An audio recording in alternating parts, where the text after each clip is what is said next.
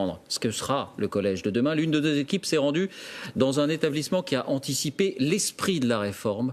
Reportage Raphaël Chapira, Jacques Dubose. Aujourd'hui, les sixièmes ont un cours un peu particulier. Pour leur faire la classe, 2 enseignants, leur prof de maths et leur prof de français. Pendant 1 heure, ils vont faire un peu des 2 matières. Ici, le personnage des contes d'Ovide, Narcisse et son reflet, va permettre d'apprendre la symétrie.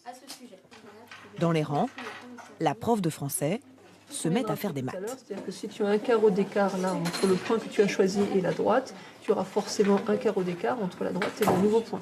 Ça ne les gêne pas de m'interroger sur des problèmes de maths ou comme ils iront interroger ma collègue de maths sur des problèmes de français. C'est devenu presque naturel. Et quand les élèves ont une question, la réponse arrive 2 fois plus vite. Une professeure qui est au tableau et il y en a une autre qui circule dans les rangs pour si on ne comprend pas. On peut moins faire de bêtises. Après 3 années d'essai, pour les enseignants, aucun doute, ça marche. On peut dire qu'ils sont meilleurs élèves parce que c'est des séances où ils travaillent avec envie.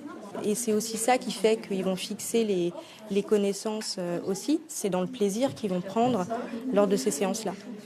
Quand vient l'heure de la cantine, Max, lui, reste en cours avec son prof de maths. Une séance pour lui tout seul. Pourtant, Max est un bon élève, mais son prof a noté une petite baisse de niveau ces derniers temps. Un coup de pouce pour éviter que ça dure. Du sur-mesure.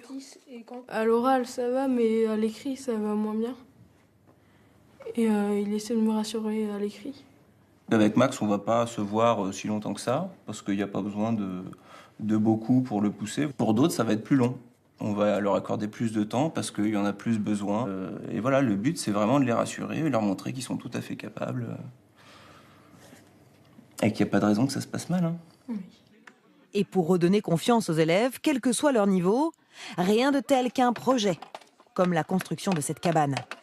2 fois par semaine, pendant la pause déjeuner, les élèves de toutes les classes participent et pour certains, redécouvrent le plaisir d'aller à l'école. D'habitude, j'aime pas trop les cours et puis là, avec la cabane, j'aime plus parce que ça me donne envie d'y aller.